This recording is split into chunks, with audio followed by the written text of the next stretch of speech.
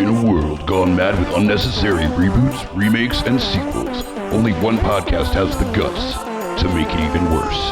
This is Smack My Pitch Up.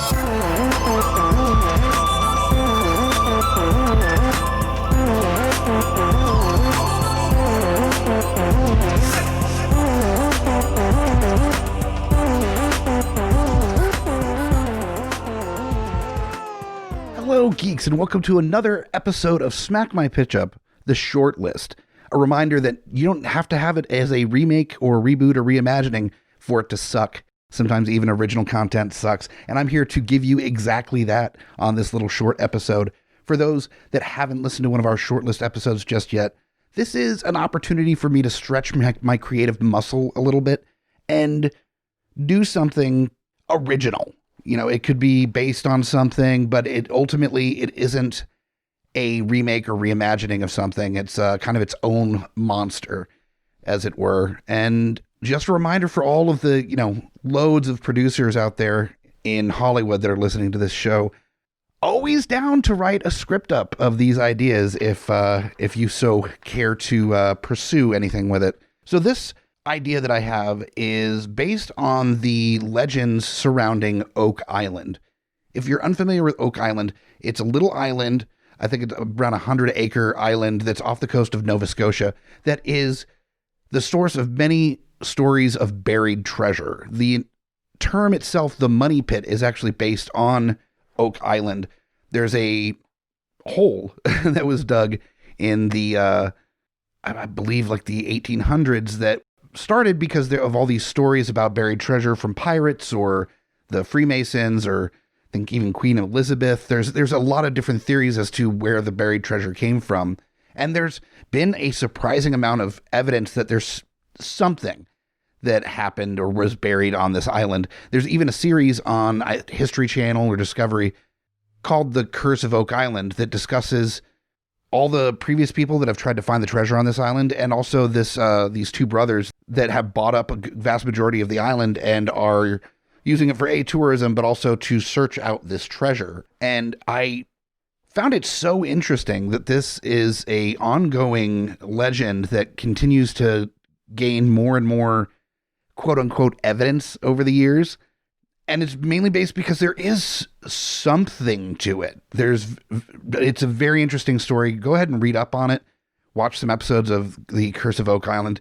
It's definitely done like a reality series kind of vibe.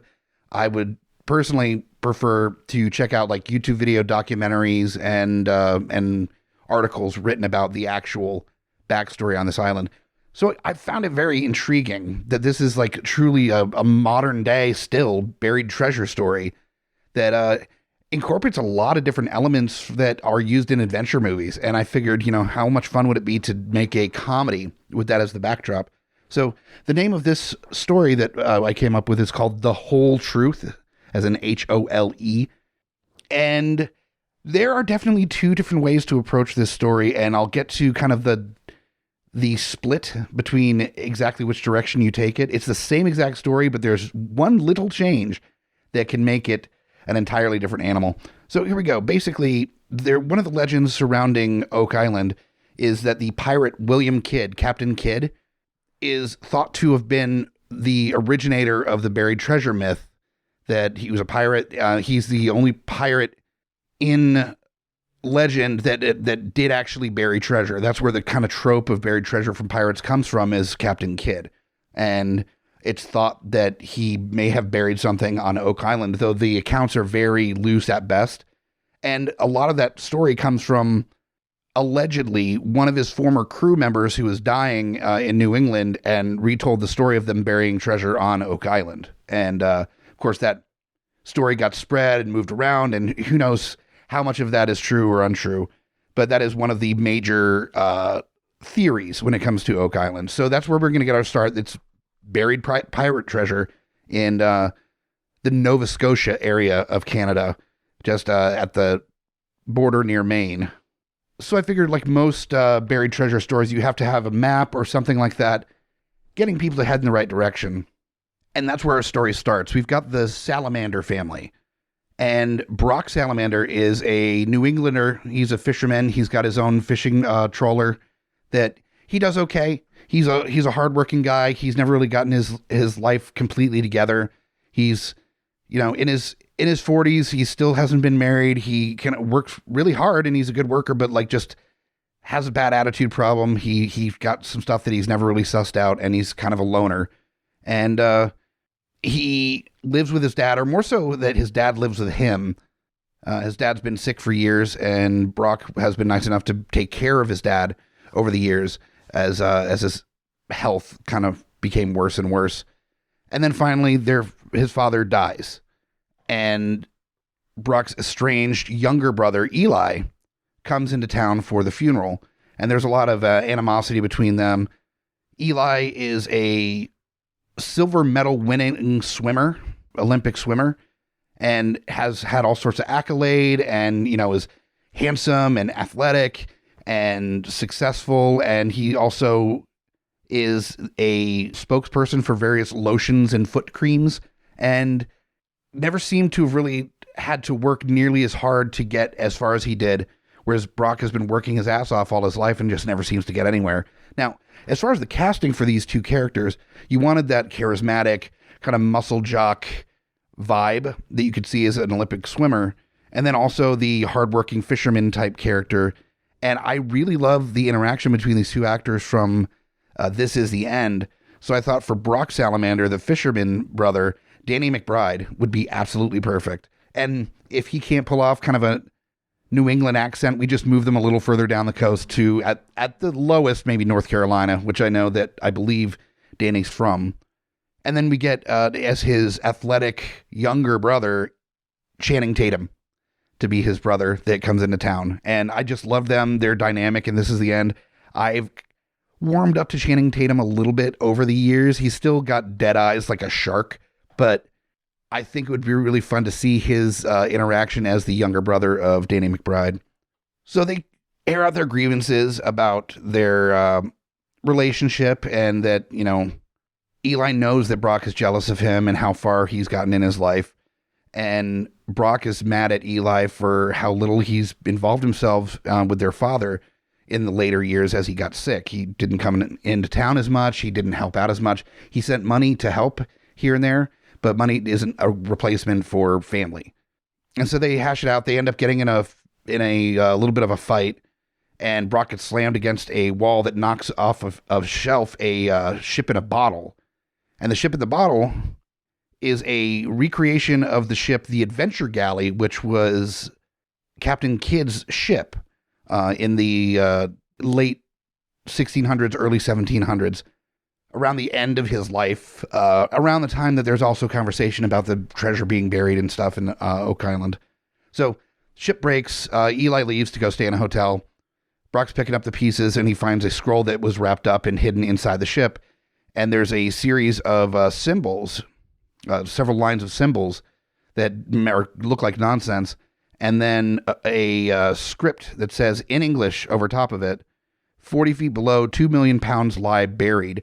For anybody that's familiar with Oak Island, there was supposedly a stone that was found about, I think, 60 feet, something like that, down this hole that was dug that had strange symbols that ended up getting worked out to read 40 feet below, 2 million pounds buried. So that's written in English this time on the script with 3 lines of symbols underneath it.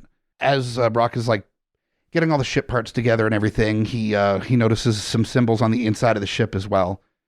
And then he proceeds to like Google the line 40 feet below, 2 million pounds buried, and then comes up with Oak Island and all this information. And then he finds out about William Kidd and the Adventure Galley, which he had heard old stories about his great-great-great-great-grandfather, Samuel Salamander, who supposedly was a pirate back in the day on the Adventure Galley. And that's where the ship actually in the bottle came from, was from his great-great-great-great-grandfather.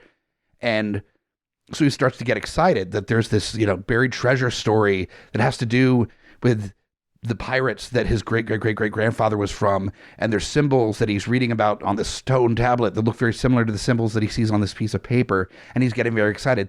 There's buried treasure abounding somewhere, and he's got some information on it that nobody else has. So even though he's at odds with his brother at the time, this is a family thing. This is from their great-great-great-great-grandfather.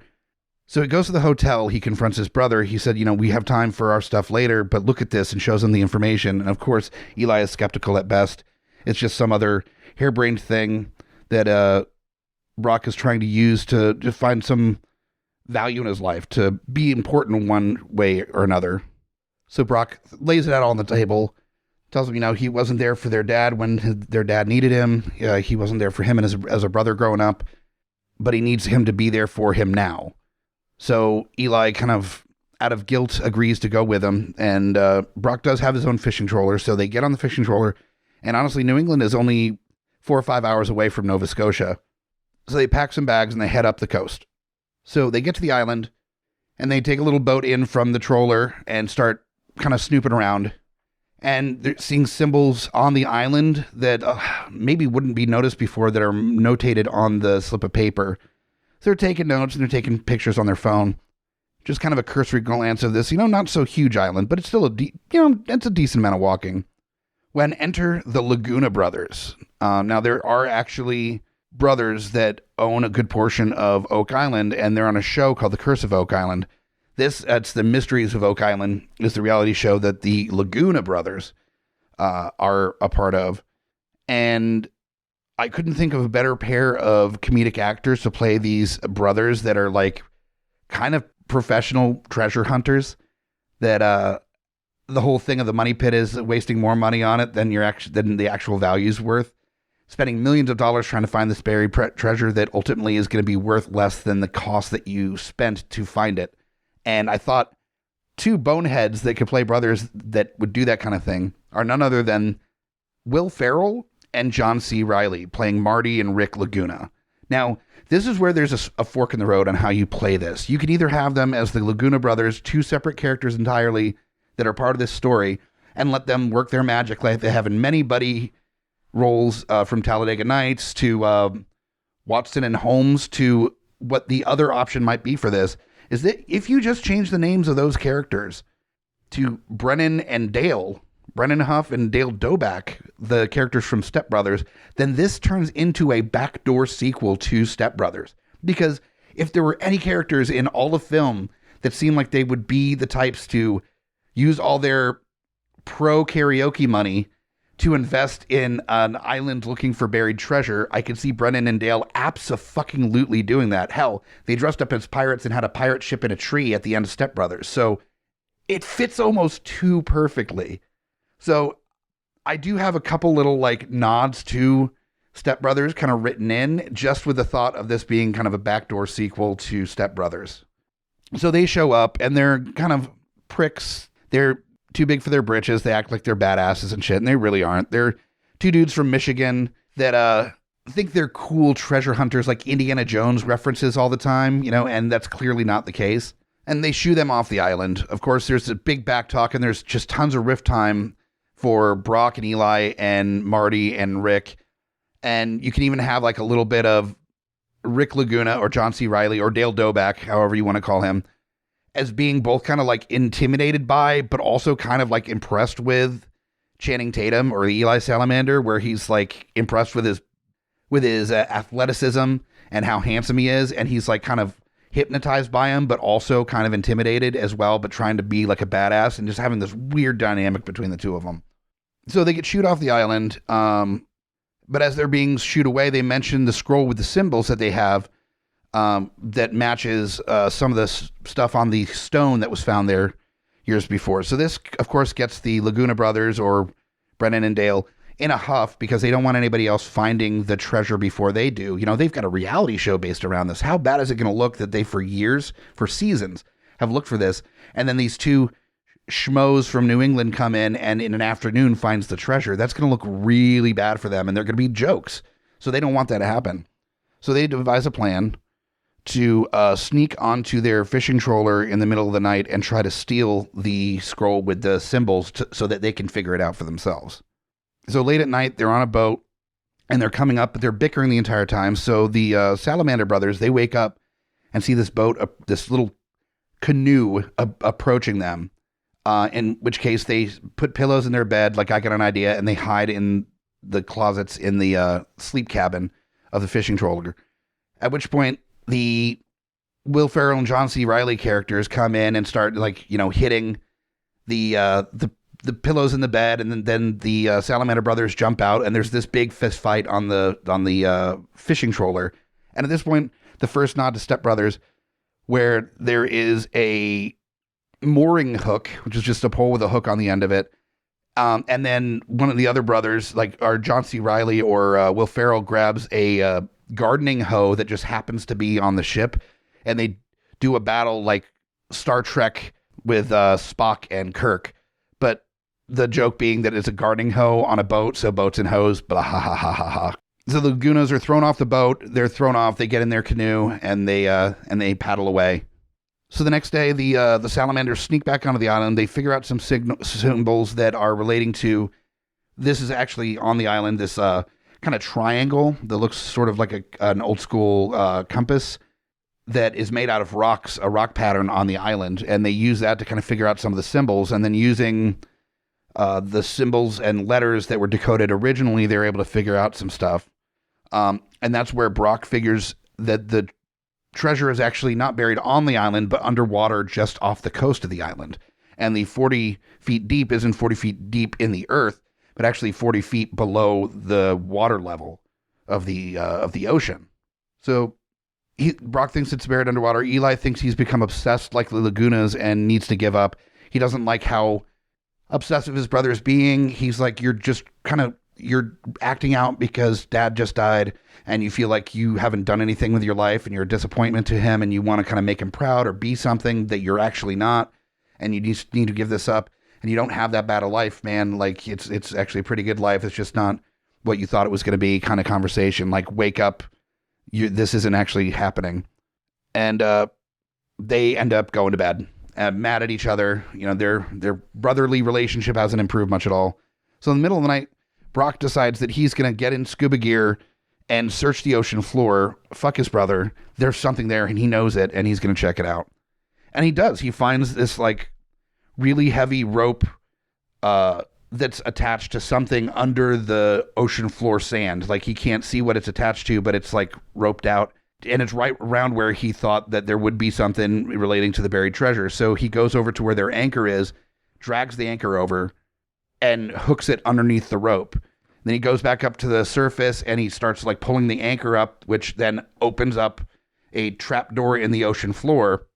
All this commotion and the ship kind of turning slightly sideways as it's getting like tension from the rope door not wanting to be opened, wakes up Eli, and he gets up to say, you know, hey, what are you doing? And he says that he found something under the ocean floor and he's going to check it out, and he doesn't have to believe him. He just needs to like let him do his thing. He doesn't want his help anyway. This is up to him. And then Brock dives back underwater to go investigate what got pulled up from the ocean floor. Eli's pissed and by himself on this boat and decides, fuck it, he's going to go, you know, follow his brother.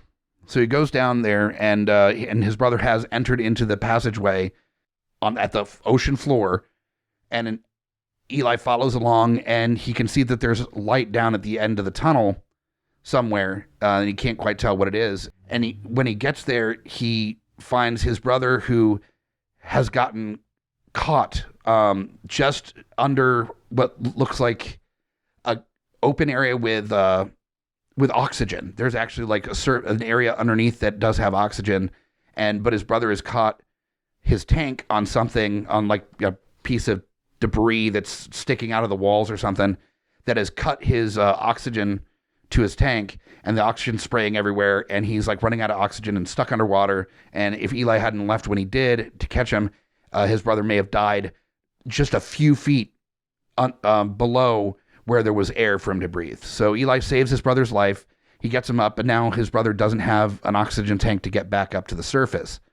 But there's a series of tunnels kind of leading away from this underground area under the ocean. What Salamander brothers don't realize is when Eli dove underneath, the Will Ferrell and John C. Reilly characters had returned to the boat to try to finish what they started the night before, but this time in scuba gear, because they figured it was the boat itself that had given them away the first time. So they, like Navy SEAL style, come up to the side of the boat and jump in and go, aha, and nothing. They don't see anything. They are digging around for the note. They don't find anything, but they did see that the brothers went diving underground. And then while they were having an argument, while the Salamander brothers were having an argument earlier, Brock did some quick drawings of like the rope that was coming out of the ground and what he thinks it is. They find that and decide to go investigate underwater. They're already in their scuba gear. So they dive down and they see a tunnel and they see light that's like dimly coming out of this underground tunnel, and they go underneath and they get through. And so they're slightly behind the Salamander brothers in this series of tunnels. So this is very kind of Goonies at this point. Well, there's a point that the Salamander brothers end up getting in a position where they might die, and the Will Ferrell, John C. Reilly characters actually save their lives because they spent the majority of their lives researching the Oak Island myths. So all these legends and tips that they had learned over the years start to make sense as they're making their way through this underground tunnel system. And through a series of hijinks and booby traps as they're going through, they start to realize that they have a decent amount in common, and they start working together to try to get through this treasure. Every single one of them having their own set of skills that comes into play that actually ends up making it so they all get through together, where they probably wouldn't have been able to on their own, even as the sets of brothers. So ultimately they end up in this massive chamber with this big stone door, like a circular door that is blocking an entryway. And of course, Brock is the one that has been doing, the joke is that he does a lot of Sudoku. So he's able to figure out the symbology relatively well. And he ends up putting in the right pattern that opens up the stone door. And behind that is all of this pre-Freemason Templar treasure. One of the theories with the Freemasons is that they had a lot of connections to the Illuminati and the Templars. And what it comes to find out is that Captain Kidd, the pirate, attacked a ship that had a lot of Templar treasure. He captured it. He buried it on Oak Island because there was a lot of stuff with the Spanish Inquisition at that time. There was a lot of chance that he was going to be killed for this stuff. Years later, when Freemasons actually started, which was probably 20, 25 years later, is when the early Freemasons heard legend of this buried treasure of Templar treasure that Captain Kidd buried, and they go looking for it. At that point, instead of actually moving it, they had the same issue where they had to keep it safe. So they built a system of tunnels using what started as just the hull of one of their sunken ships that sunk just off the coast of Oak Island, and using that as a way to create like a hatch and a system of tunnels underneath the ocean to where they buried the treasure.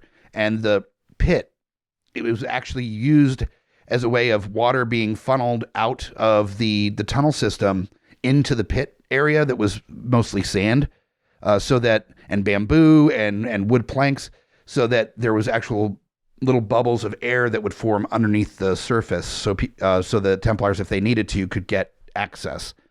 So the mystery of Oak Island has been solved. The Salamander brothers and the Lagunas, or Brennan and Dale, if you want to go with the stepbrother move, have found this vast amounts of wealth. And it's not 2 million pounds as in currency pounds. It's 2 million pounds of all sorts of different types of treasure. So it goes from like portraits to like ancient scrolls to gold to all sorts of stuff. So it's the amount that it's worth is well more than 2 million pounds per se. It's tens of millions of dollars that this treasure is worth that they found. And that's not even considering just the artifacts that are involved in this find as well. So they get on the news and they talk about having worked together to get their way. And it's this big like hoorah celebration at the end. And then of course you have the moment between the Salamander brothers, Brock and Eli, where Eli says, that he's really proud of his older brother. And Brock says that he's really proud of Eli, and that, he's sorry that he was jealous after all these years just to be showed up by your little brother. Eli responds with, well, how am I supposed to be, my brother who found Templar treasure? That's a hard thing to beat. And there's this back and forth, and they hug and everybody's good to go. And then at the end, there's a music video, much like the Boats and Hose video for Step Brothers, of the four of them with, Danny McBride shredding a guitar doing a song about the buried treasure, and then you call it a day. Then you have the Step Brothers sequel / original comedy about Oak Island and the buried treasure. And of course, if you're doing these comedic actors, you've got to get Adam McKay to be the director. There's no other director that's really going to do it right, especially with these actors. So I want just a fun, slapsticky, riff-heavy, improv comedy about Oak Island, because it's such a weird and fun story with plenty of intrigue and mystery surrounding it that there's so much room to play in that sandbox. And I think Danny McBride, Channing Tatum, Will Ferrell, and John C. Reilly would do an absolutely fantastic job. So that is my story, the whole truth. And again, Hollywood, Adam McKay, Will Ferrell, John C. Reilly. Go ahead and give me a ring. Hit us up on the Geeks Under the Influence hotline. That's the GUI Network hotline at 804-505-4484. That's 804-505-4GUI. Or hit us up on our social media. Let me know what you would like to see in this story, if you would recast. Oh, also, one thing that I forgot to mention is that for cannon fodder, you got to have people dying in these booby traps. The documentary crew is following Will Ferrell and John C. Reilly throughout all of this. They follow him down underwater when they go to follow the Salamander brothers. They're following, so you got little like backs and forths, and then the camera crew is entirely Canadian based. They're a Canadian documentary team, so you do all the Canadian jokes. You got to have Canadian comedic actors in that crew. So you've got the cameraman played by Seth Rogen, who played a cameraman briefly in Anchorman, and which was directed by Adam McKay. And you can even have a joke in there of the director or sound guy being like, in the tunnel being like, this is the worst. Like, and Seth Rogen going, I used to be a cameraman for cat fashion shows, so this is way better than that, as a callback to Anchorman. Then as the director, you got Dan Levy from Schitt's Creek. He's just absolutely brilliant. I would love to see him as the like creative type director with a vision for just a shitty reality TV series and taking it way too fucking seriously for what it is. And then as the sound guy with the boom mics and all the technical stuff, Jay Baruchel, he's got, put some glasses on him. He's got that geeky vibe to him. Let him be the overly technical dude that is telling people to like redo it because the sound wasn't good, or the rushing water sound in the background was like ruining shots. And they just one by one get picked off by booby traps as they go through the underground tunnels. And that's the cast. That's everything to do with the whole truth. So we'll find you next time for a full-length episode of Smack My Pitch Up, discussing an idea for a reboot or a remake. I believe we're doing Weird Science, either this next one or the one after that. Remember to rate, review, subscribe anywhere you get your podcasts for Smack My Pitch Up. And check out the other shows on the Geeks Under the Influence Network, GUIPodcast.com, for links to all the other shows. Find you next time for another episode. I'm Mike the Hobbit, and you just got pitch smacked.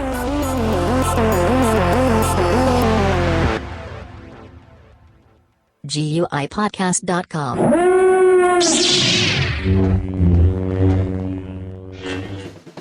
My name is Amy Bogard. And I'm Mike the Hobbit. And we are the hosts of Deeply Upsetting, where we use our expertise to answer your most upsetting hypothetical quandaries, such as, what non-winged animal deserves wings? And what body part deserves a secret mouth? Which cryptid is the worst roommate? These questions and more that plague you will be answered on Deeply Upsetting, available anywhere you get your podcasts and at GUIPodcast.com.